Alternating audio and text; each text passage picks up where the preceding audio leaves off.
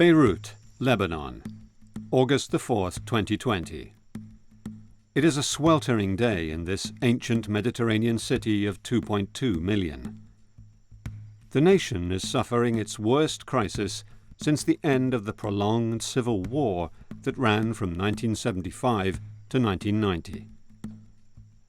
Without economic reforms by the new government, the Lebanese pound is collapsing, and perishables are disappearing from store shelves as the COVID pandemic spreads across the country. As the day comes to an end, a fire breaks out in a warehouse in the harbour.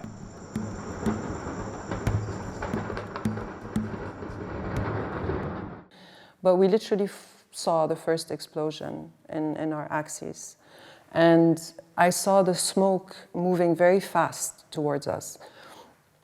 And I knew it was ushering something, more, something worse. I have lived through the war in Lebanon, and this was a different sound. So my first reaction was to jump and try to hide. But I didn't have time to reach a place where I could be safe. That the second blast exploded, and that was when all of the glass fell on us like bullets of glass. Yeah, well, the funny part is that, so I wasn't wearing any glasses because I usually don't, but so this wound on this side was like this. So it reached here and was pretty deep, and it got the eye. The eye was really all out, apparently, from what I understood, after they had to kind of sew it back in.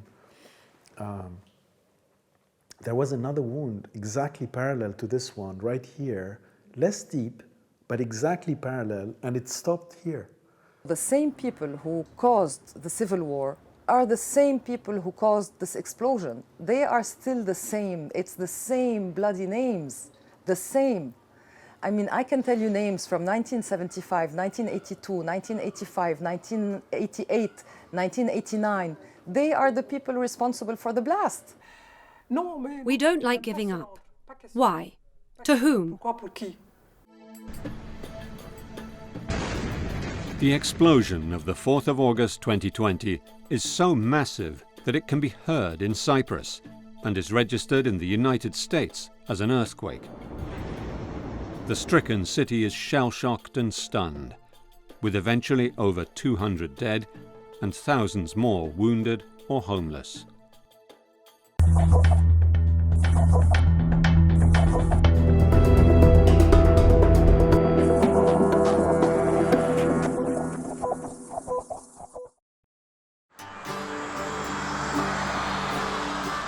It is the 4th of August 2020. Beirut, the capital city of Lebanon, is picking up pace after the first wave of the coronavirus pandemic.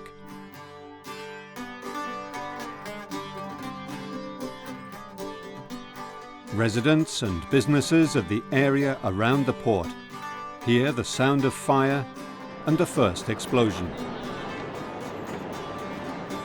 Ronnie Mekataf and Dani Abi Saab are chatting on the balcony of her apartment. We literally saw the first explosion in our axis. And I saw the smoke moving very fast towards us. And I knew it was ushering something, more, something worse. So I was standing a bit shy of him, and I grabbed him by the shirt and I said, "We have to go inside." And I turned around thinking that he was following. And I had just had the time to cross the threshold into the TV room. And the second blast happened. J'ai descendu vers le port pour voir la mer, parce que ça me détend toujours de voir la mer. Et je vois une immense fumée. I went down to the port because it relaxes me to see the sea. And I see this huge smoke over the port, and I ask myself, what's this? Let's go home, my dear. I go home, and on the way, it must have been a few minutes to 6, I reach the house of Linda Sursok, and I hear planes, and I think, that's odd. And I open my car's window, and I hear this terrible noise, and my car shook in every direction. Then it stopped, and all my airbags opened. Ça s'est arrêté. Je dis bon, ça s'est arrêté, et tous mes airbags se sont déclenchés. Very, very quickly after that second explosion, there was this wall of smoke coming my way with such speed that even though I was planning to get in, it was just impossible for me to make it on time. So I remember kind of, you know, I must have said something like, oh shit, you know, it's like turning around and starting to move towards the door to get in. But then I was like just propelled. Beirut has just been hit by the biggest man-made explosion over a major city since Hiroshima and Nagasaki. How could this have happened? Lebanon is a vibrant Mediterranean country known for its joie de vivre. Though it suffered through civil war, Israeli occupation, Syrian tutelage and political assassinations, it has remained a relative oasis of peace and progress in the troubled Middle East.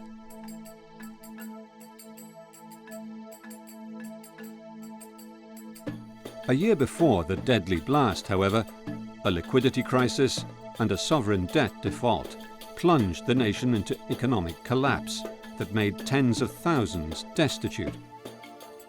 In a country already hard hit by an influx of millions of Syrian refugees. Protests erupted and the government fell. Maya Shams Ibrahim Shah is the founder of Beit El Barakat, a non-governmental organization helping those in economic trouble. Many schools have been destroyed. Many parents have lost their jobs. We have a very serious economic recession. We have an enormous Ponzi scheme, unfortunately, that was done at the heart of the central bank, which means the Lebanese population today lost their foreign currency. Salaries are still paid at 1,500 Lebanese pounds to the dollar, whereas the black market, it's 9,000 Lebanese pounds to the dollar. So you can imagine that today's salaries can no longer cover your daily needs in food, so you can forget about educating your children. In fact, there is a big, it's like many mafias controlling the country. It's not one, it's everywhere, and the corruption is everywhere. So it's more like a conglomerate of mafias leading the country and governing the country, and even if you want to do change, you cannot. This is the port of Beirut, the most active harbour in the whole of the eastern Mediterranean, gateway to the Middle East. In the year before the explosion, it was handling 1.2 million standard containers annually. Like many ports, it is also a hub for illegal trade and corruption activities.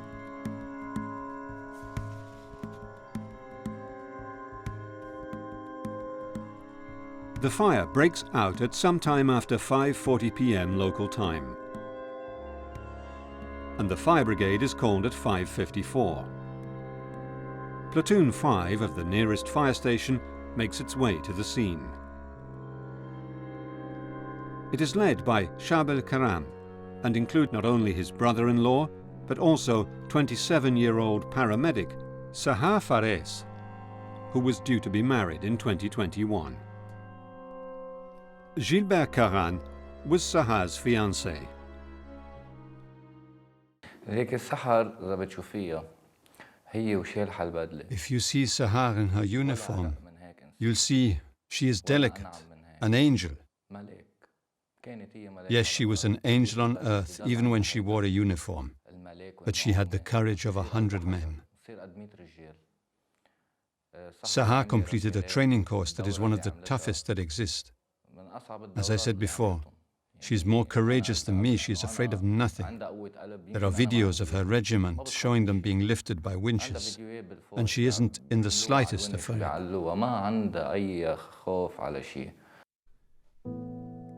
In these images, we see what they see in the last moments of their lives.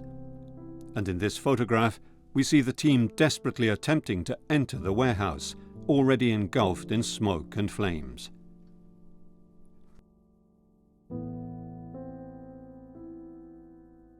Fire Chief Michel Elmour was at the fire station when he heard the sound of an explosion. On the 4th of August, we received a call from the security forces telling us that a fire had broken out in the port, while at the same time we received calls from citizens who were in the street telling us there was a lot of smoke. The 7th Division that was on duty that day received the information straight away. She went on her mission. Sahar sent a video message to say goodbye, and she was sitting on the center seat of the ambulance and waving. I asked her what was going on, and she gestured with her finger that she'd call me later. When she got to the port, she video called me again and showed me the warehouse that was burning. I asked her, "Why don't you have your mask?" And she said, "I've got it, darling."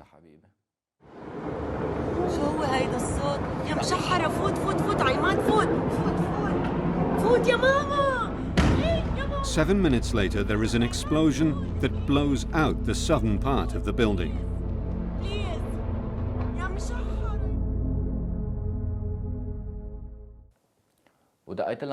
I video called her again at 6:07, but Sahar wasn't looking at me because she was watching the sky while holding her phone.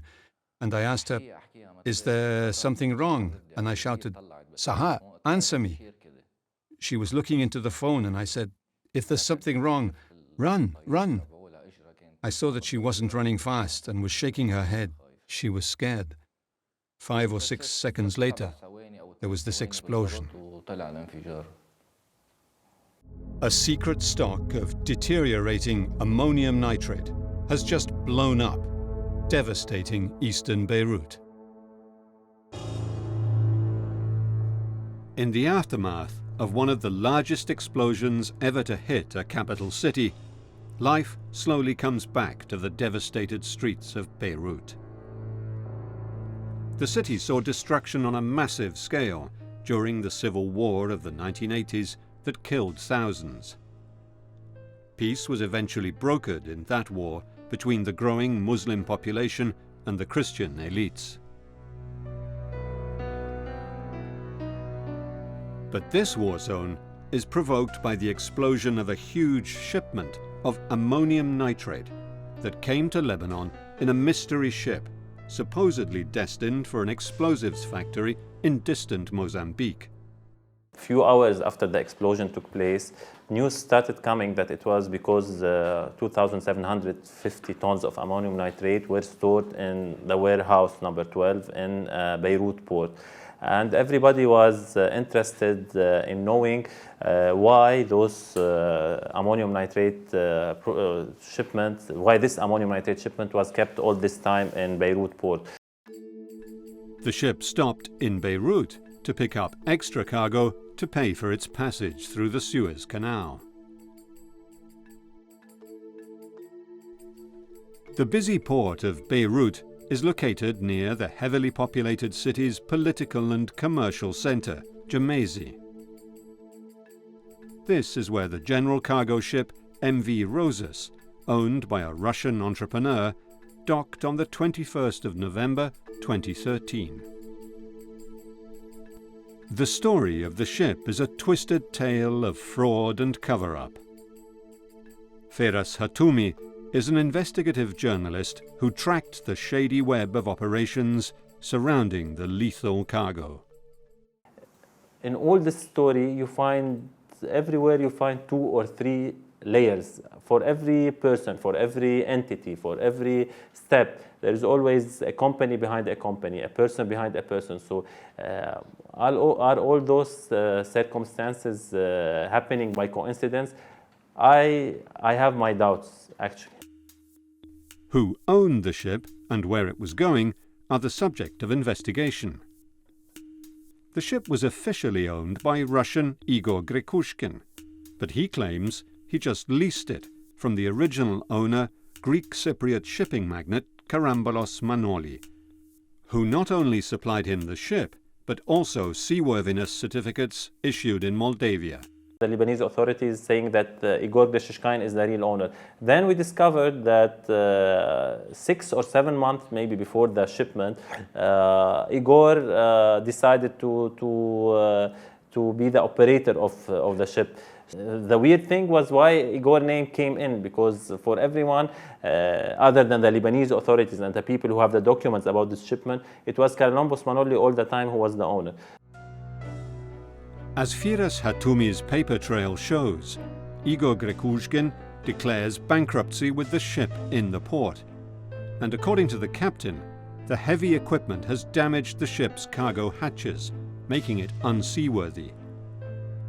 The captain is nervous about the state of the ship and its dangerous cargo, but is trapped aboard the rust bucket that is stuck in Beirut, perhaps not by chance.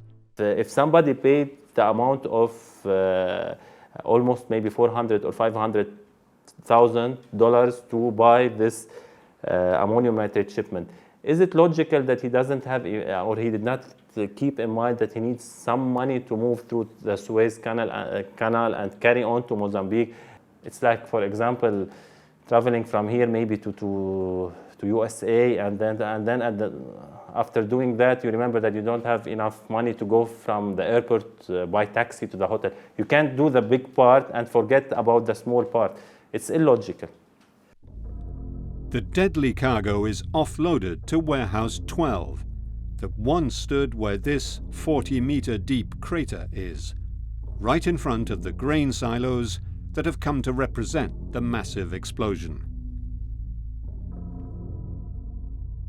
Certain letters were sent for judges here in Lebanon telling them that from people in the port who are, or the people who are in charge of the port, telling the judges, give us approval to remove the ammonium nitrate from the ship because the ship will sink at any time. It's not seaworthy. So they got an approval from the judge. I don't know if the judge knew about the danger of this material or no. The letter was written in a way to make him believe that there is a real danger if the ammonium nitrate stayed in ship. He believed what was written for him, and he approved the removal of the ammonium nitrate from the ship, and it was put in the warehouse number 12. In his investigation into the case, Firas found that customs officials sent no less than 5 letters to the government asking for advice as to how to handle the cargo, with no reply. Is that in 2017, an expert which was asked to go and check the warehouse and check how many bags are left from the ammonium nitrate. She said that what is available or useful is not more than, at that time, 900 tons of ammonium nitrate. How did they remove it? I personally don't have any answer, but of course that could not have been done without key people in the port and maybe outside the port knowing this. Neither the broker nor the client attempt to recover the valuable cargo. The Lebanese army refuses to take charge of it. It sits in the warehouse, a silent, deadly, ticking time bomb. Or the authorities who are responsible more than other authorities, I can tell you that it's the army in this case, because this is a sensitive material, this is an explosive material, and it's clear in the law, in the Lebanese law, that such a material, when it comes to Lebanon for one reason or another, especially that it was not coming to stay, it was supposedly coming as a transit, and for one reason or another it was kept in Lebanon, the army should have taken responsibility. That of course doesn't mean that other authorities are not responsible, because everybody could have done more. The state of the warehouse itself is the source of particular concern. Captain Joseph Nadaf sends several reports to the highest authorities in the year preceding the blast, but ironically, after the explosion, is arrested for allegedly approving storage of the explosive in the port years before he was employed there. He says those charges are false, and instead of being hailed as a whistleblower, he is being made a scapegoat. Halim Nadaf is his uncle. اختار جهاز أمن الدولي، اختاروا الرائد جوزيف نداف The Agency for State Security selected Captain Joseph Nadaf to take over the Port Authority in 2019 with the remit to fight corruption. One day, around October, somebody went to tell Captain Nadaf about the ammonium nitrate stock held in Warehouse 12, and this was around the end of 2019. He investigated and searched for information on the issue. Captain Nadaf did not have many men in the port. He had a staff of 10 soldiers and could only use one for investigations. Alongside the decaying bags of explosives are other extremely flammable materials: boxes of fireworks, ammonium phosphate, and tires.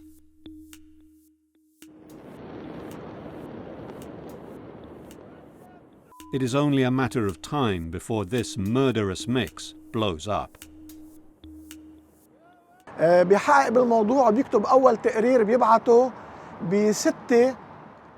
investigated the issue and sent his first report on the 6th of December 2019. That is 8 months before the explosion. In it, he said that there was a stock of ammonium nitrate in Warehouse 12 that was dangerous, that it could be stolen to make explosives, and that if it caught fire, it could destroy the port of Beirut. We're talking about 8 months before the explosion in the port of Beirut.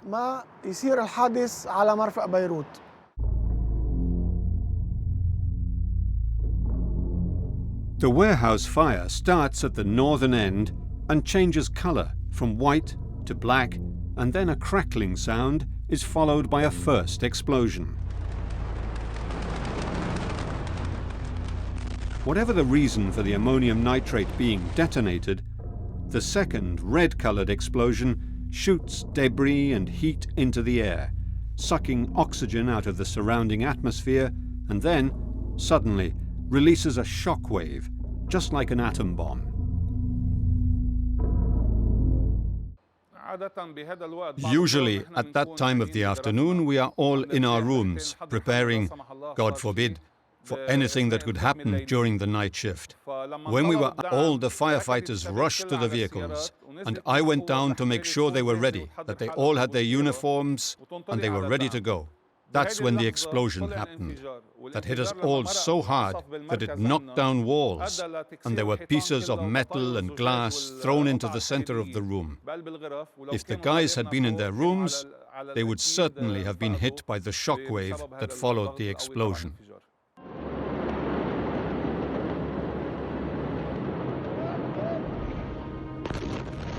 The explosion produces the equivalent of 1.1 kilotons of TNT, the largest non-nuclear explosion of all time. It is registered as a 4.3 Richter scale earthquake in Jordan and is heard as far away as Cyprus.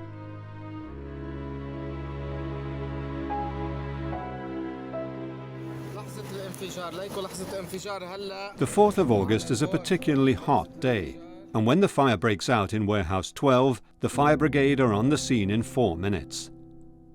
This is what they see. The original fire that set off the fireworks is so spectacular it attracts many people to their windows to watch, filming the events as they unfold. As a result, the first explosion has been captured on video by dozens of onlookers on their mobile phones, along with their panicked reactions as the big shockwave breaks their windows, overturns cars, and destroys their homes, killing hundreds.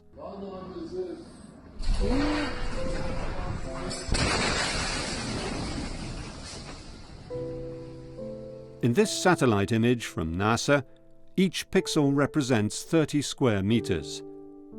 The darker the red, the more extensive the damage.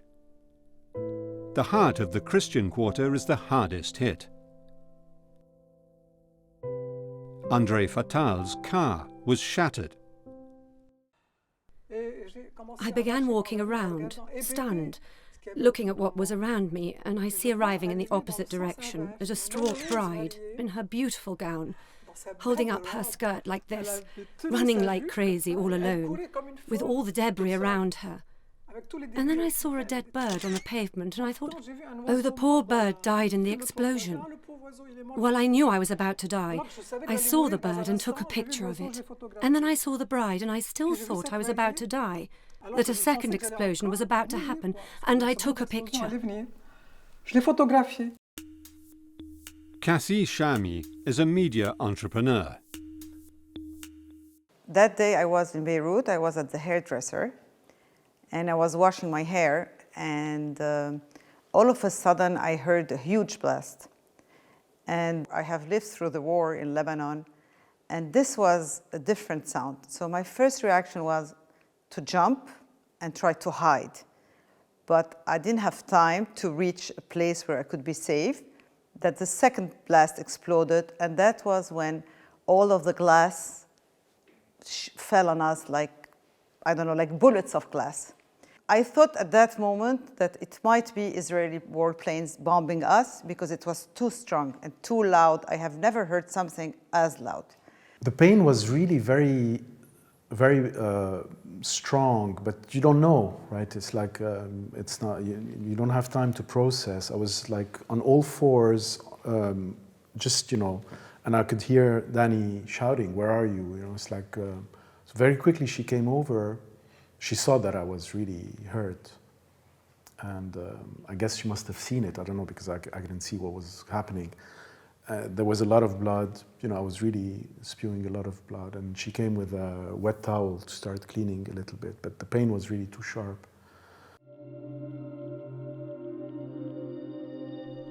St. George's Hospital was in direct line of sight of the blast. These terrifying images, recorded by CCTV cameras at the St. George's Hospital overlooking the port, explain the high number of victims. The shockwave smashes the windows and pulls down fixtures to walls and ceilings. George Cortas is a gastroenterologist and was working late. We heard the first blast around 6:07 p.m.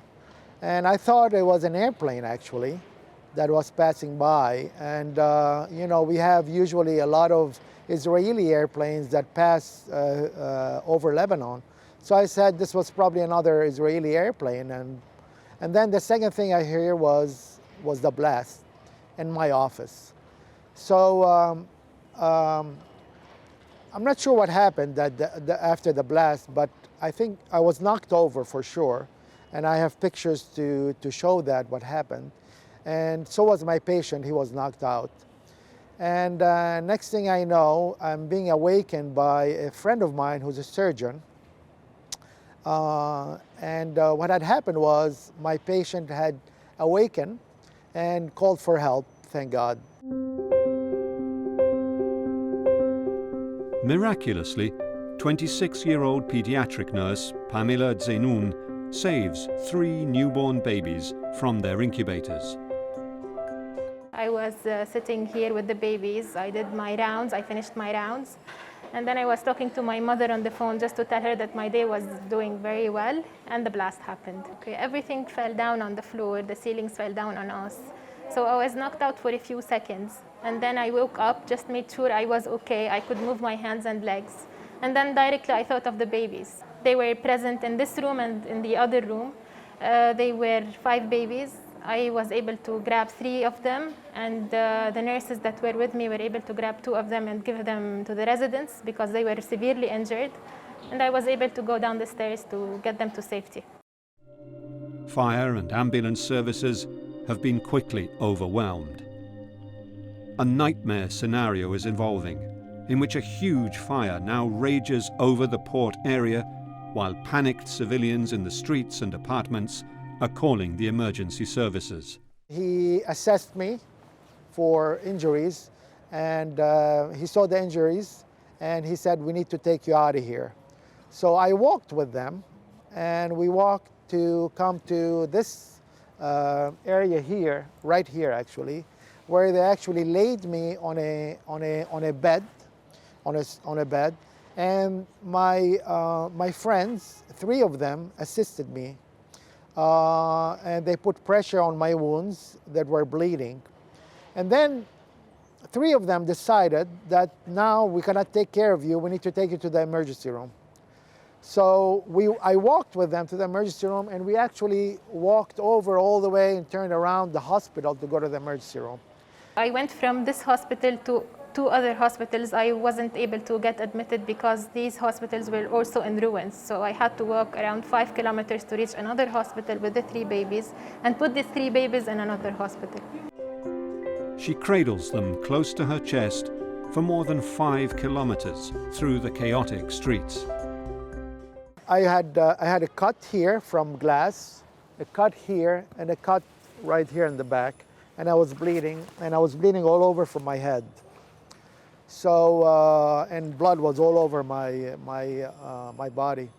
So we arrived to the emergency room with 3 of my friends and 3 doctors, and there was no emergency room. The emergency room was completely obliterated. So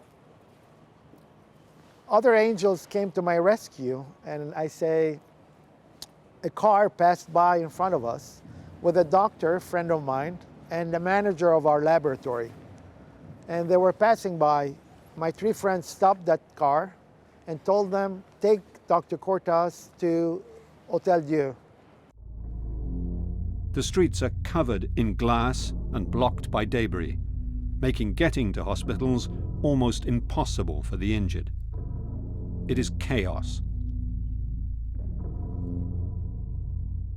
No, we ended up going on foot, even though, I was convinced that it was probably shelling that fell in my building. So in my consciousness, I'm like, I just need to grab my keys, my car. I was wearing flip-flops at the time, and I don't even know why, don't ask me why, but I took the time to go and put sneakers on. And thank God, because I was convinced that within 10 minutes we would get to the emergency room with my car or his or whatever. And when we stepped downstairs and saw that, there was chaos everywhere, and still we're under the shock, so you can't really comprehend or absorb the magnitude. Like, I had no idea what had just happened. In the emergency room at Hotel Dieu, there must have been 500 people all over the counters, bleeding, but not enough people to forbid me from getting help, because it was only 45 minutes from the blast. So she recognized me, this nurse, and she said, Dr. Cortas, you need help. She brought a wheelchair, put me in the wheelchair, and took me to the emergency room doctor, who is a colleague of mine and a friend of mine, because I knew from other friends. He saw me, it took him 3 seconds to decide that I need operating room help now. So she wheeled me to the operating room, and I get to the operating room and they start working on me.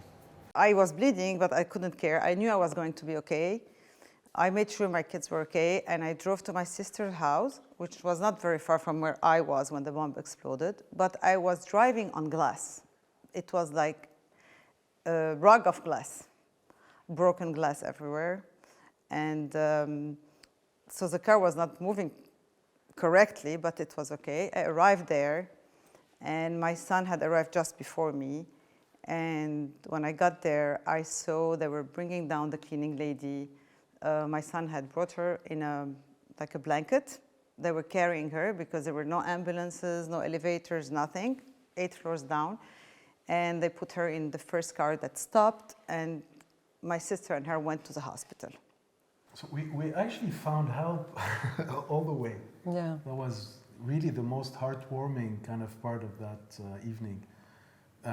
So when we found out that the first hospital was inoperable, we thought of another one that is, like 2 kilometers walk. And in my condition, obviously, it wasn't easy. So we walked up to a parallel street, and there was a traffic jam, actually, going towards where we wanted to go. And this guy on a moped, like a delivery guy probably, came up to us and he says, hop in. And he drove us zigzagging amongst the debris And he got us to that second hospital. They went to the closest hospital, which was Rizk Hospital, and I followed them with my car, and I arrived there, and what I saw in the hospital was something unbelievable. You cannot forget the smell of the blood, the people on the floor, on the ground, laying on the ground, bleeding. The emergency room was like turned into, I don't know, it was chaos, and blood everywhere, and even dead people on the floor, wounds, horrible wounds, not small wounds. But at the same time, the staff of the hospital was very efficient. My son's friend was with me, and he was bleeding, so one nurse came and she said, "We're going to make you some stitches." It was like with a stapler, just first aid, emergency first aid. Finalement, on a pris la route de la montagne et arrivé à un moment donné, je regardais comme ça. We started on the road to the mountains, and at a certain point, I was looking around and I get a call, and they say, "You know, she didn't survive." It's as though she, of all the members of the family, had concentrated on herself all the violence of the explosion. She got it all. We got nothing. She got, what can I say, she lived right in front of the port. She was literally blown away by a door and thrown against a piece of furniture. It's too horrible. Small consolation, believe it or not. She didn't suffer. Do you realise the depths we have got to, we Lebanese, to say, what luck! She died immediately. She didn't suffer. Oh, it's an aberration. Elle ne s'est pas vue mourir. Elle n'a pas souffert. Mais c'est une aberration. The cleaning lady, she was actually the lady who took care of my father. And my father passed away 9 months before the blast. And she decided to stay 1 year longer because she had to pay her daughter's school and school year. And she said, "I would like to stay 1 more year with you." So she stayed between me and my sisters, each one of us. She was moving around and unfortunately, 3 days later, after the blast, she was very severely injured, and she passed away from the wounds she had on her head and body. The death toll rises by the minute to reach more than 200, with 6,500 people injured. The city infrastructures are devastated. The firehouse where Platoon 5 left from is also destroyed. Hospitals and police stations have to be abandoned. It is the final catastrophe for this nation in crisis. 300,000 people have been left homeless.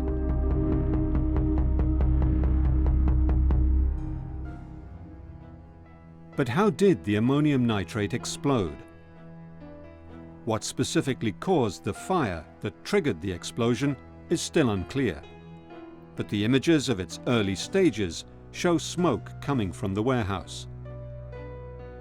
Witnesses reported hearing strange sounds near the area, fueling suspicions of a possible missile or drone strike.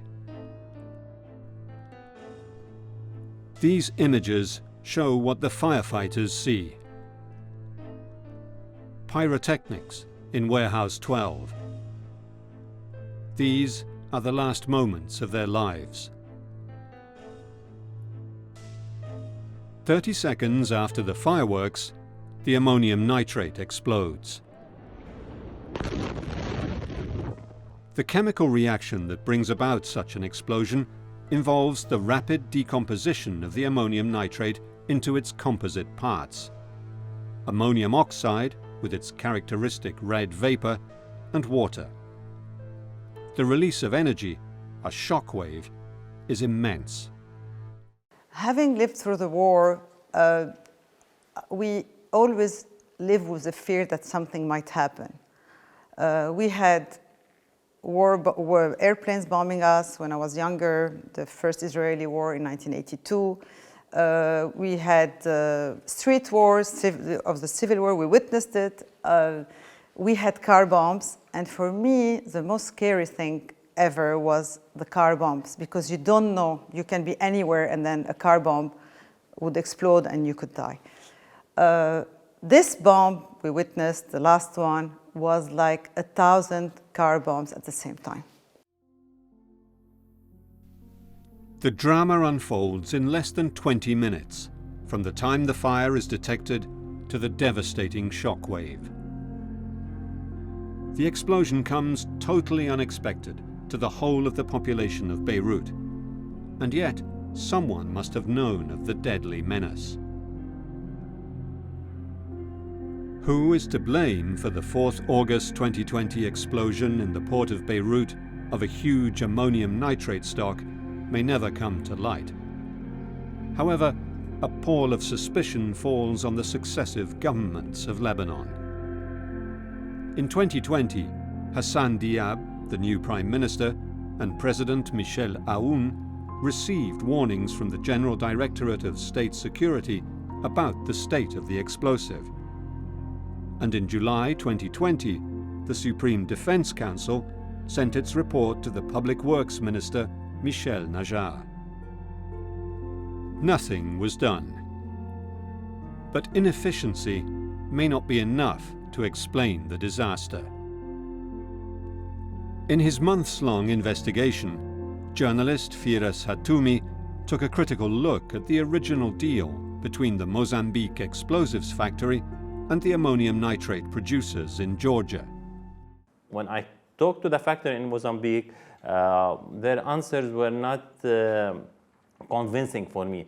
And they told me that we have nothing to do with this shipment. We just ordered 2,750 tons of ammonium nitrate from a company called Savaro. That's all what we know. So I told them, okay, what's this company? Do you know with whom you were dealing? Who was the person you were calling? Do you have any emails? They refused to give all this information. So the presence of a middle company, before knowing that it's a shell company, raised question marks in my approach to the story. Because why shall a factory, a big factory in Mozambique, deal with another factory through a middle company? The proximity of one of the world's longest-running wars and the arms embargo imposed on the Syrian regime may have tempted friends of Syria to remove some of the powerful explosive for use in bombs. But thus far, nothing linking the explosives to terrorist groups or Hezbollah has been proved in court. I tried to find all the shell companies that were in 2013 registered on the same address as Savaro. There were around 70 at that time. Yeah, all of them, they were shell companies, just like Savaro. No real activity, no people with real business activity in charge of them, just front people. The only company I found sharing the same address with Savaro and with real business activity was a company called Hesco Engineering and Construction. Hesco Engineering and Construction was owned by George Haswani at that time. And George Haswani is a Syrian businessman who got sanctioned in 2014 for trying to help the Syrian regime. That's what the Americans accused him of. The ship's ownership was opaque, owned by frontmen and bought by a bank tied closely to Syrian businessmen and now subject to an FBI investigation. They were all big clients in a bank called FBME. This bank was later on sanctioned also by the Americans for money laundering. Okay, and in this bank, where they have lots of accounts and where they used to move lots of they used to move money all the time from Russia and to Britain, and from Britain to Cyprus.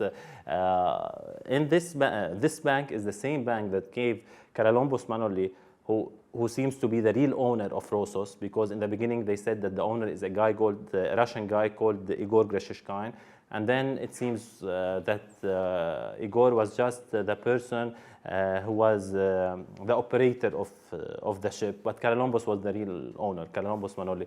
So Karalombos Manoli took a mysterious loan from FBME at the end of 2011. That's almost 1 year or 1.5 years before the shipment.